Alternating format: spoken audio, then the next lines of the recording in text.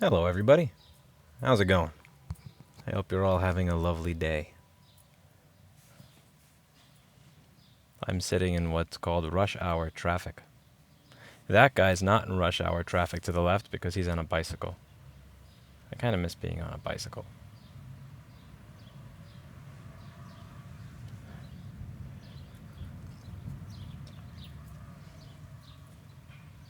So, today I put up an update on the GoFundMe saying that I highly appreciate everyone's contribution. I quoted my initial GoFundMe text that said if I raise my goal or within earshot of it, that I will go for direct ballot. If I don't, I will do lobbying and advocacy work in specific states that have right to repair bills. And I said that it looks like we've raised about 12 to 13% of the goal here. So I have two ways I can view this. Behind door number one, I can view this with depression, that I set up a goal and that I raised the 12 to 13% of that goal. The honking is not going to make the person in front of me move since there's a red light in front of me, but I appreciate your honking. Thank you very much. That's one way it could be viewed. The second way it could be viewed as is, wow, this is more money than Consumer Electronics Repair, any organization that's advocating for consumer electronics right to repair, has ever raised. Ever. I remember I got an email from someone whose name I'm not going to share here saying, it looks like you raised more money in a few days than this other organization has in a few years.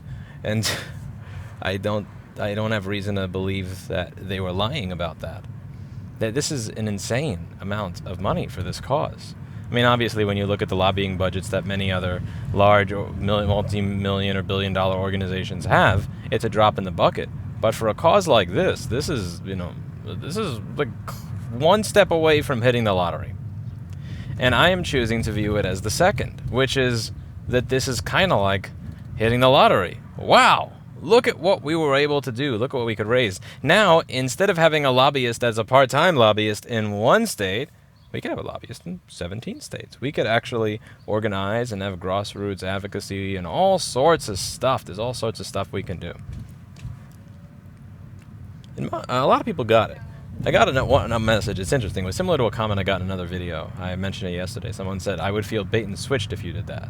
Which is strange to me because I laid out in this fundraiser, in bold text no less, what I would do if I raised my goal and what I would do if I did not raise my goal.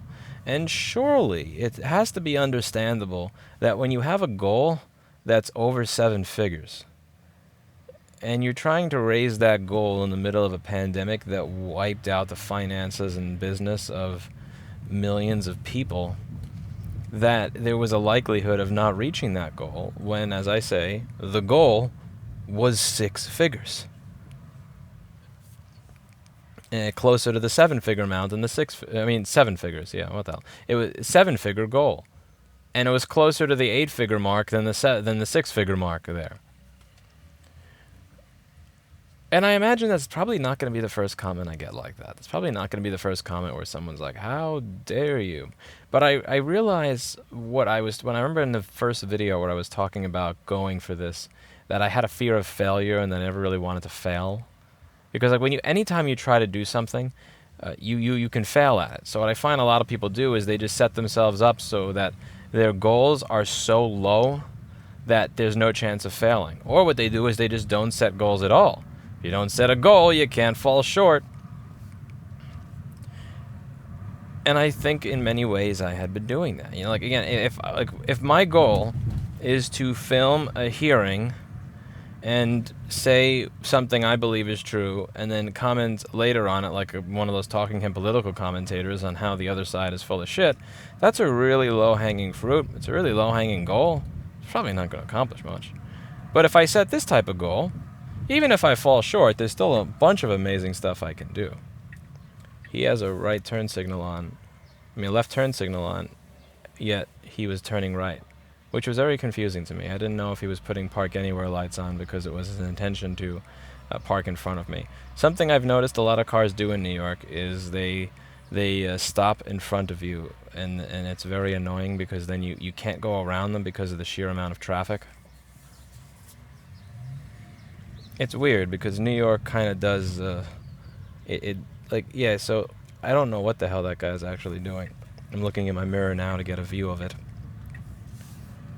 It's very it most certainly tests the limits of the of the the 20-minute driving test. If am I kidding? 10-minute driving test that I was given before I was given this little piece of paper that allows me to drive a 4,000-pound vehicle. Nothing really drives home the sense of libertarianism other than getting a driver's license in New York City. Like, you have that thing for the longest time where you think that libertarians are crazy people because they don't believe in DMVs or driver's licenses, so they must be insane because, and then you actually, and I was never that full of on a libertarian. I was never one of those people that believed that you shouldn't even have to have a DMV or a driver's license. As much as I fucking hate the DMV, they are a useless institution in so many ways.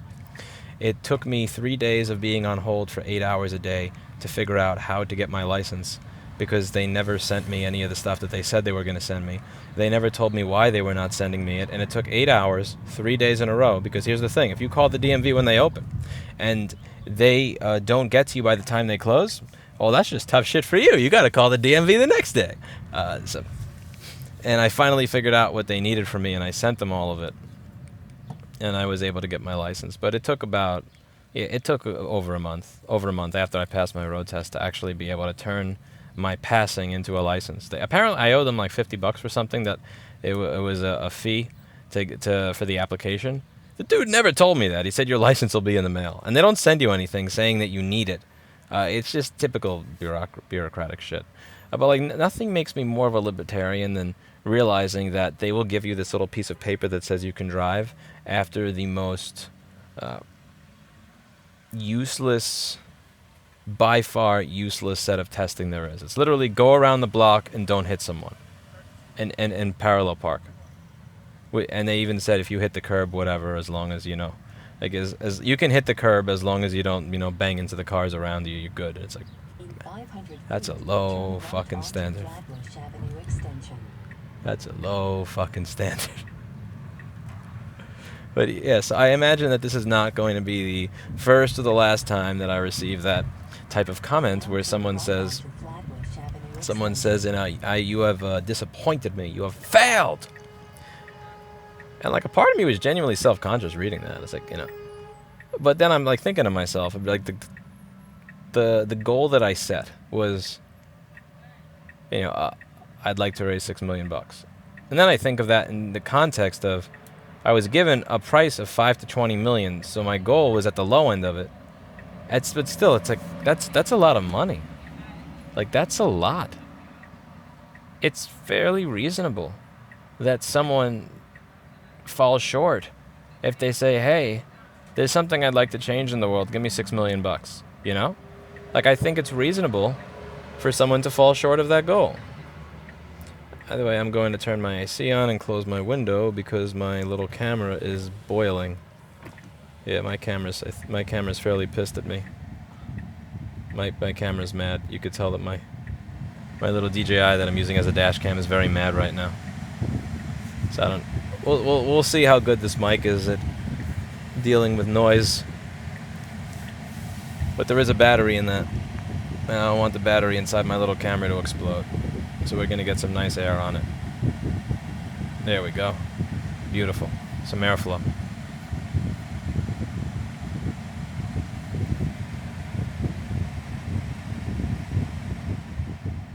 Ah, good little DJI. Don't explode in the car.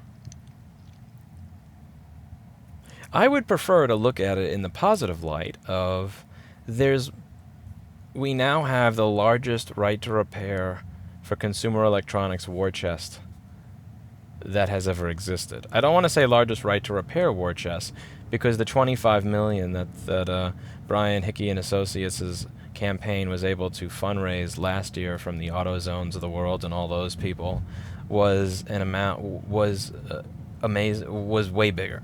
But that's for automotive. If you take out, and also admittedly, while that was really awesome, it really is only for shops. I want right to repair for all. If it's for consumer electronics, I'm kind of seeking a more universal right to repair. I'm not seeking a right to repair if you are an independent mechanic kind of thing. But they had like the AutoZones and all these people give them a bunch of money. O'Reilly, Auto Parts, all those people. I was looking for a... Let's see if the guy behind me honks, even though if I go right over here, I'm going to hit this dude's car. Let's see, how much you want to... I'm waiting for the guy behind me to honk. He didn't. In the last video, I was actually counting as I go up to the stop signs. And I was counting 1, 2, and before I could even get the 2 out of my mouth, people were honking. It was hysterical. And I'm kind of wondering, like, is that...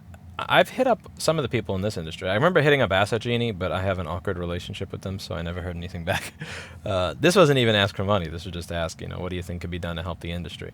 I remember hitting up... I know the people from Mobile Centrics, but I haven't... and Injured Gadgets. I never actually just went up to them and said, listen, I know you guys have money. Give me $6 million bucks. But that's kind of what the hickeys were suggesting I do. They said, you're not going to raise $6 million, 5 to 20 million bucks. That's not happening from end consumers. No offense. No offense. I'm sure your YouTube fan base is great, but you're not raising 5 to 20 million from these people. If you want to raise 5 to 20 million, you find the O'Reillys, the AutoZones, and those people, and you get those people to decide that they want to contribute because they have something to gain from it. So, so in our industry, I kind of think that those people would be the Asset Genies, the Mobile Centrics, the Injured Gadgets. I don't really know how they are doing financially. I remember having a supply company. Granted, they're much more successful than I am as a supply company by far. I don't know what the margins are on parts. Like, I know what the margins were when I was selling them, and I know that, part of me getting out of that industry was dealing with those margins. I also, for some reason, I have doubt in my own ability to just walk up to Mobile Centrics or Asset Genie or Injured Gadgets and say, or Fix Easy and say, hey, bro, give me $6 million bucks to save the industry. Like, that's just not, I don't know. Maybe I, this is one of the things where my good friend John that I had worked with a while ago, he would always say that you should be able to do this shit. And you should be able to project that, it is worth it. He could sell anything to anybody. He would literally sell, $30 or $50 million construction jobs in a fucking elevator. Like, he would Google something before he got in the elevator. He would get in the elevator. He would give this insane, ridiculous, crazy sales pitch about how this is going to, get you green energy credits with the city or some shit. I don't know what the fuck he would do. And it fucking worked. Like, he would get insane amounts of money out of people just by asking. And I think, a big part of it is I'm not as aggressive with it as I should be. Now keep left to take Manhattan Bridge. There is a cop car there that is blocking that way. I wonder what the purpose of that is. I wonder what that is about. We'll see shortly. Yes, honk. Honk and I'll fly. Yes. What? What? Wait, no bridge? What? What is this? I don't have a good feeling about this. That's closed for a reason. There's going to be some sort of trap over here. What do you got? You got some sort of ticket trap? I don't know. You know what? If there's a ticket trap up ahead, I'm going to have the meme car drive. So this way the meme car gets a ticket instead of me. What do you... There we go. Meme car is driving. So the AI will get a ticket. Okay. See? That's smart. I'm going to outsmart him.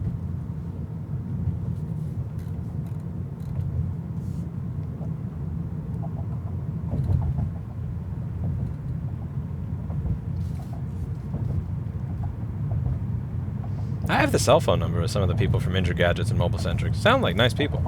Seem like they supported what I'm doing. Perhaps the hickeys are right. I don't even know if they're the people that make money off of it. Like, do they not make money if right to repair is not passed? Like, how is this going to affect them? Because, I mean, they're not selling OEM parts for the most part to begin with. I mean, they're selling OEM refurbs. The refurbs, they're making that, they're not asking for access to OEM stuff anyway. It is one of those questions where I don't really... Like, I see the direct link to how this affects a repair shop. I don't necessarily see the direct link to how this affects the supplier, because the suppliers are not buying parts from the manufacturer to begin with. And if the manufacturers are then compelled to supply parts, then what does that do for the middlemen or the independents? Now, granted, they may have a role in this, because I don't imagine the manufacturers are going to want to deal with this. You know, Intercell doesn't want to fucking sell chips to me. They want to sell chips to Mouser that then sell chips to you, because they don't want to deal with, I started it wrong, I want a refund, I bought the wrong wife. Again, you know, they want Mousers to deal with that. Maybe the Mobile Centricses and the Injured Gadgetses and the Fix Easies and all those people would be that in this case. I also have been told you're not supposed to mention Mobile Centrics and Injured Gadgets in the same breath, because there's I don't even follow this shit anymore. I deleted my Facebook like 6 years ago. Yeah, I deleted Facebook 6 years ago, so I don't even know what the holy war between them is. It's Injured Gadgets versus Mobile Centrics is supposed to be like Chevy versus Ford, or any, you know, Android versus iOS, something like that. I don't keep up with my product holy wars like I should.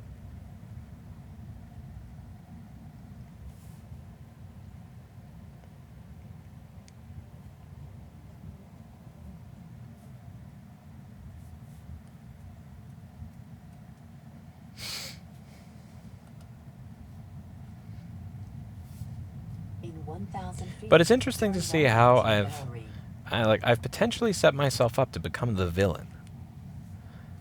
You said you were going to do a ballot initiative, and now you're just doing traditional lobbying. Bait and switcher. Disappointment. I asked for $6 million. It's like, you said you were going to buy a Bentley, and now you have a Honda. Yeah, I applied for a job at Goldman Sachs, but they didn't accept me, so I'm still working at McDonald's, so I got a Honda. You said you were going to do a ballot initiative, you're doing lobby. Yeah, I aimed for like 6 million, I got 700 something K.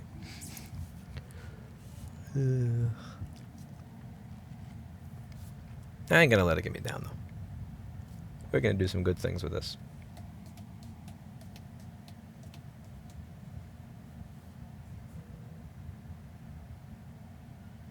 I mean, for me to even complain about this is kind of ridiculous. Like, the shit that actual politicians deal with, my God. Like, just being genuinely hated by everybody all the time. Granted, admittedly, you know, they have reasons to. They promise things that they can't deliver. I didn't promise victory. I said put in, you know, best effort. Aggressive, good effort. For change. It's really all I think I can actually promise people. It's really weird, but a part of me genuinely feels guilty about it, because I feel if I was a proper business owner that this wouldn't even be a GoFundMe, if you know what I'm saying. Like, for instance, I used to shit on iCrack so bad back in the day. I remember thinking I was so fucking smart. So there was this one article about iCracked a while ago, and I got a few videos on this. If you just search iCracked on my channel, or iCracked Rossman Group, where they said, you know, they were going over the amount of money that they made. So what I did is I went through their own press releases and figured out how many people they had as technicians. And then I went over how much money they brought Now in. turn right onto Canal Street. You on crack? Uh-oh. I don't want to get destroyed by truck. You know what, I'll let truck go first. But No, meme car. I can't go where you're telling me to, meme car. Yeah, no, with the iCrack thing. So I went over, you know, they were bragging about the amount of money that they brought in. So what I did is I looked and I saw, okay, so you have this many techs, and this is the amount of gross revenue you brought in. And that means that each tech made $6,000 a year. Which, I mean, again, I'm not trying to make fun of people who are on the low end of the income spectrum. I'm not trying to make fun of low earners. I remember when my salary was $400 a month. Wasn't fun. But that's not something I'm bragging about in a fucking press release, you know? At our company, if you sign up with us, you have the opportunity to make $6,000 a year. No, it's not fucking impressive. That is not impressive. Maybe in 1920s money, but not in 2010s. That's ridiculous. So, you know, but they built a business. The business they built, I think, got sold to Allstate. That dude's rolling in money. Like, He's got... I don't know if this guy ever saw my videos or paid attention to them. He probably hasn't, because he actually got a real fucking business to run. But, like, that dude he probably has $6 million sitting in his fucking sofa. Like, he has a company that he sold to Allstate. I forget the name of the guy. Brandon something from iCracked. Yeah, but that dude... That guy has $6 million in his sofa. He doesn't have to solicit donations from people that are donating $4.20 or $69.69 or $1 each from a random fucking GoFundMe, because he, unlike some people that happen to be driving meme cars at the moment, are actually successful. He built an actual business and then sold that business for a fuck ton of money, which is what people that run businesses do. And I just kind of, like, that thought process gets started in my head, and then it starts circling around and around and around and around, and just kind of eating me alive. I shouldn't let it, but it's hard not to. Yeah, there's a lot of good things that you can do with money. You know, I'm not one of those people that thinks money in and of itself is evil, or that you shouldn't try to make money. I try to make money because I want to change the world with it. I don't know why they've blocked as many roads as they have, but this is silly. This is why it makes sense to have a bicycle in New York and not a car. Because having a car is ridiculous. I have a car because I'd like to be able to use it to move out of New York. I would like to be able to explore outside. Working on getting Erica to be open to that. It's interesting because she posts, like, every other day she posts a video to her channel about, like, increasing crime or this bad thing in New York, that bad thing in New York. And then when it's like, hey, you want to take a trip outside of New York? It's too far away, too far away, too far away. It's like, all right. And she wants, you know, again, she goes dumpster diving at midnight or 1 in the morning. That's the kind of stuff that she does. It's like, okay, you want to keep doing that here? I'll get hopefully your affiliate revenue is enough to get you a bulletproof vest. Not that I feel like I'm a target when I'm just walking around outside. It's just, again, if you want to dumpster dive at 1 in the morning in certain neighborhoods, you are, yeah.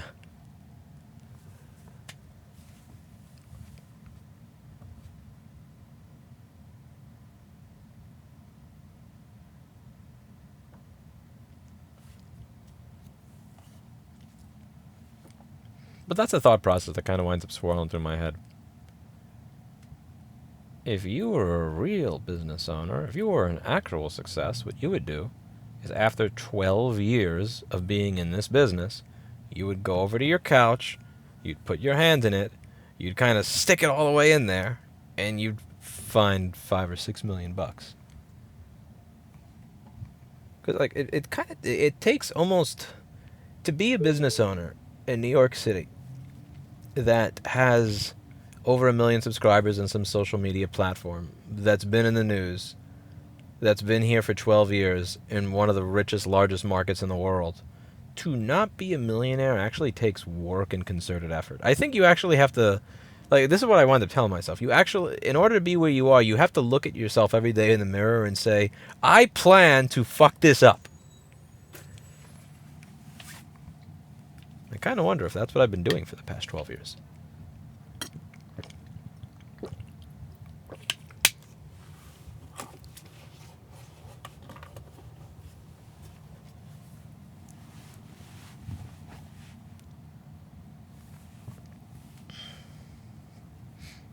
I kind of wonder if that's what the people who make those particular types of comments think. You screwed us. You wanted to do a ballot initiative, and now you're doing your plan B because you only raised 12% of your goal. What do they want? What do they expect?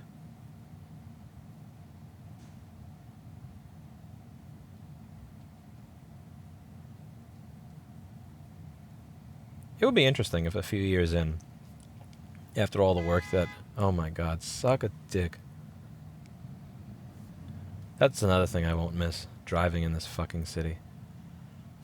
I'm sure the guy in front of us was just going to sleep in his truck for the next 3 days. But now that you've honked your horn, he's not sleeping anymore. Or maybe there's another car in front of him.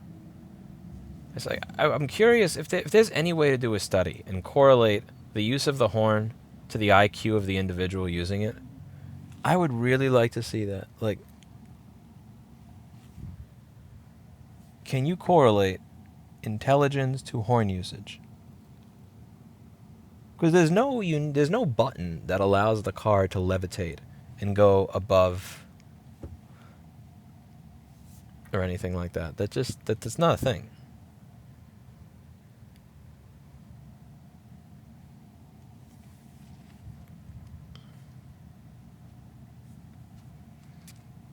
But yeah, I kind of wonder, what do they expect? What do they think? Is it generalized frustration and anger with no rational reason for it? Is it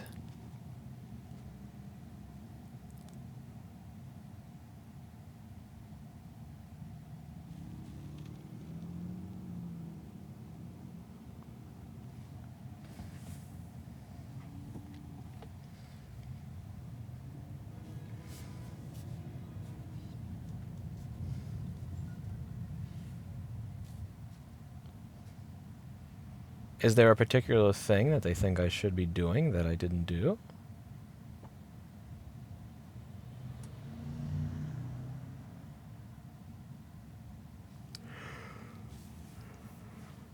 I don't know.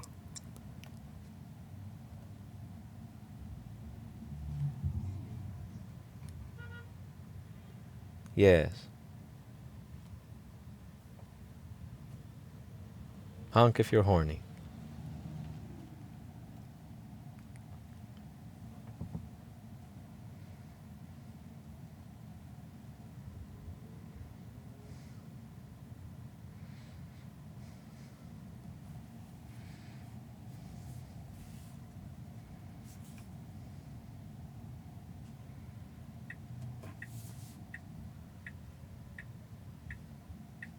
In 500 feet, turn right onto Delancey Street.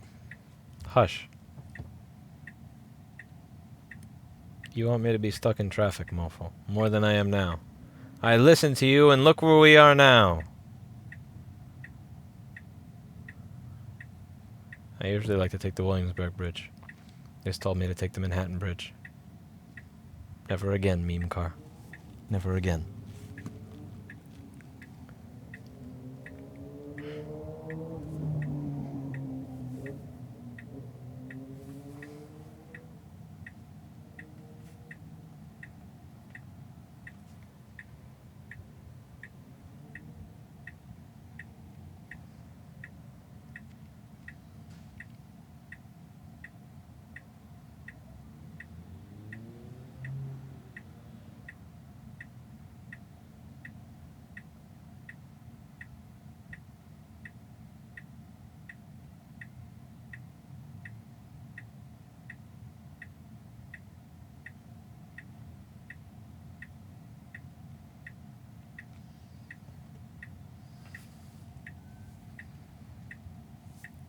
Tick tock, tick tock.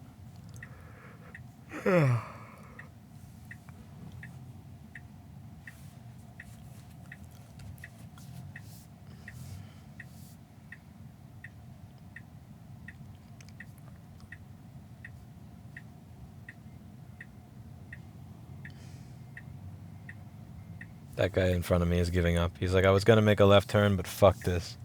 Left lane can only turn left my balls. I'm not going through that traffic. I don't blame you, my friend. I don't blame you.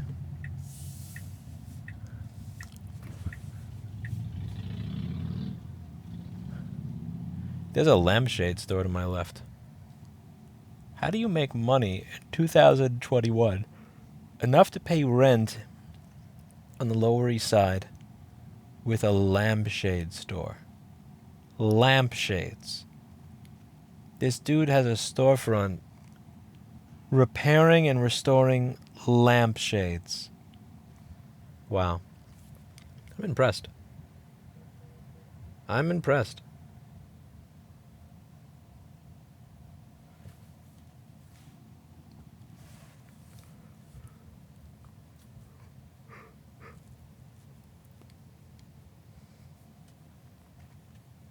This There's actually nicer graffiti over here. The way they painted the side of the building is interesting.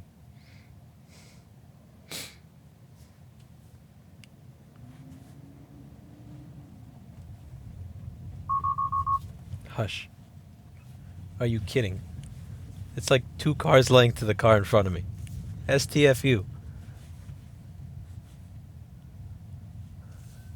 It thought I was going to hit the car in front of me.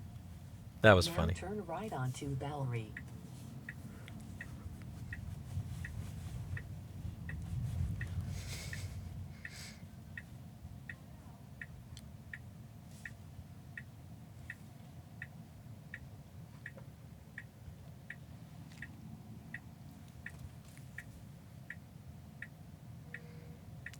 Vroom.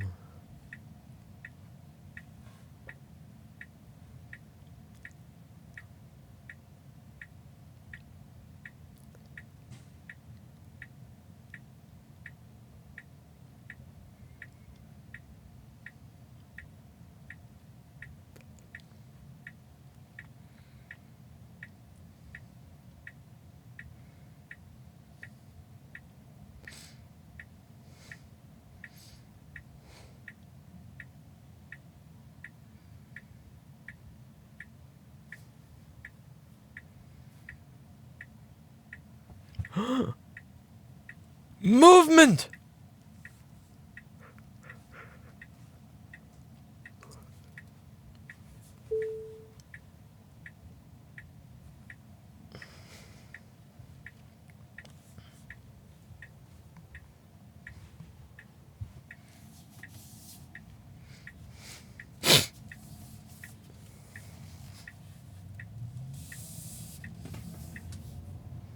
Yes.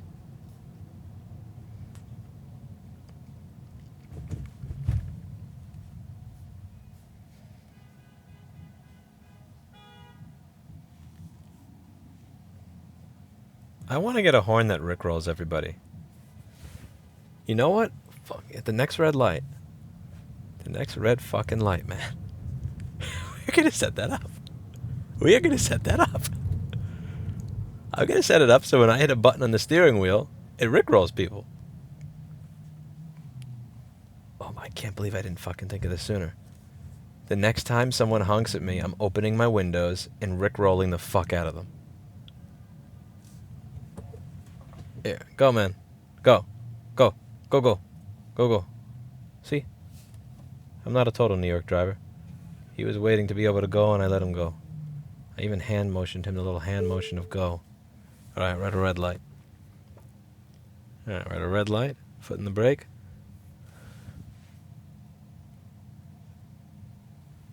Rick Astley, never gonna give you up. Alright, we're gonna rickroll the fuck. Let me just make sure it's ready. Alright, it's ready. It's gonna be...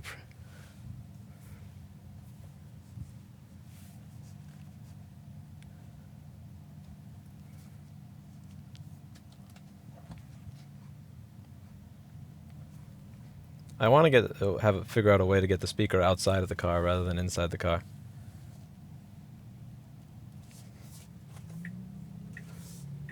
No. No, it's not. We're not gonna. Okay, here we go.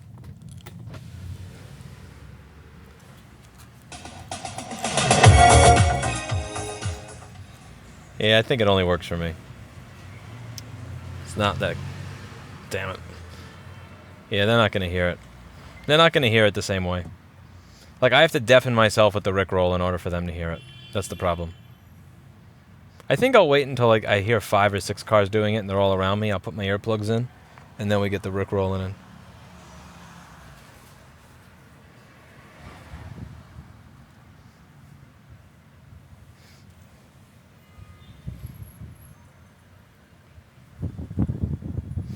I gotta get the speaker outside the car. Maybe mount a horn on the outside, get a wire going to it.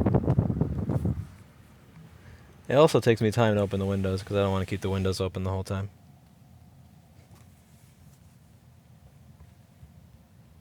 It was a good idea though, it just needs a bit of refinement.